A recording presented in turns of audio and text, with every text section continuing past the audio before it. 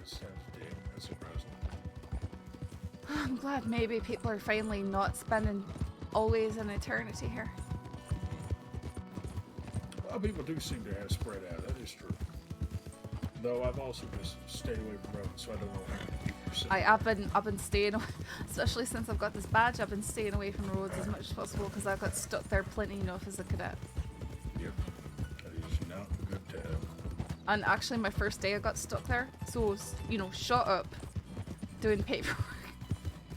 You got shut up doing paperwork? No, I was shut up, and then I was stuck on paperwork duty. Okay. Yep. Oh, no, that was the second day, because that was the day that I had to chase, still he was no long arm because I got shot, grazed my ribs and grazed my thighs, so I wasn't feeling the best, obviously. I had to chase Christine while she was making continued death threats at me and trying to strangle me out, that sort of thing.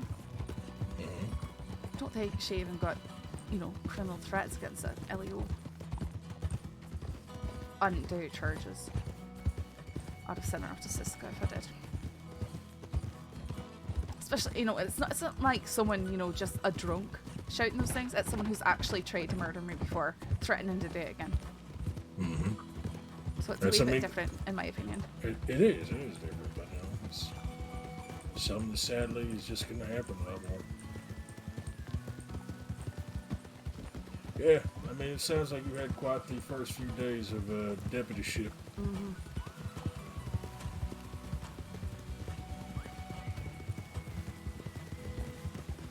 Well, nonetheless, you got to try to keep the past in the past because it will hold up on you and you will get tired. You got to think on what's happening now and what you can do to help. Well, it's more of just taking account, here's this person still doing criminal things and threatening and directly referencing things I've done in the past. So it's more than just, like Clay Dave has robbed me before, but I don't care. Sure. It's more of this person tried to murder me and they're threatening to do the exact same thing again. Yeah. And there's no remorse or anything like that. Yeah, I'd never give them any leeway on stuff like that. Actually, yes. For instance, this is Warthog. He just started streaming. The man needs to be put on the fire line. He's now bashed up beneath his head. He's now shot down 4 deputies for no reason whatsoever. Yep. The man needs to die, in my opinion. And as a lawman, I shouldn't be holding on to those things. I should be thinking about redemption, about him served his time and whatnot. But, well, like you said, some things you just can't let go of. Though, one thing I do hold dearly, and I hope that you will as well, is that you can look up at the top of the line, the top brass, so to say, the sheriffs, the senior deputies, and so forth. They can be jaded.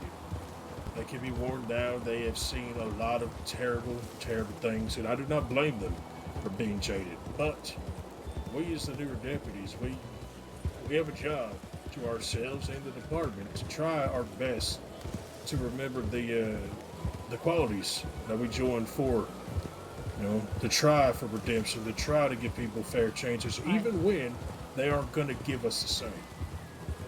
So while I may want Kettleman dead, I do kind of shake my finger at myself because I know that what I should be doing is to make sure the people have redemption and a chance and a second chance that I could give them. Something we should try to hold on to. Well, I can tell you, if I can tell you anything, O'Neill, that's that I share a similar opinion in that regard. I firmly believe that anyone is capable of redemption. I've seen that in my own life, and I hope it for everyone, even the people who have hurt me the most. But at the same time, if they are continuing to make choices that do not take them down that path of redemption, then I will make sure that they are suffering the consequences for it.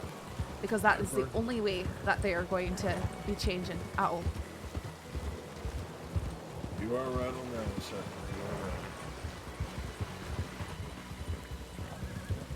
People can be given chances to change, and they should be given chances to change, but at the end of the day, if they keep spitting back at your face at every single chance they are given, well, at some point it just becomes egg on your face. Let me put it this way. I was tortured and essentially forced into a gig years ago to keep me silent. And the reason why they got away with doing things like that was because the leaders were charismatic. They made sure to go out their way to flatter the deputies they were working with, even as they tried to kill others. And it worked, wouldn't you know. They kept letting off light, not making them feel the weight of what they were doing.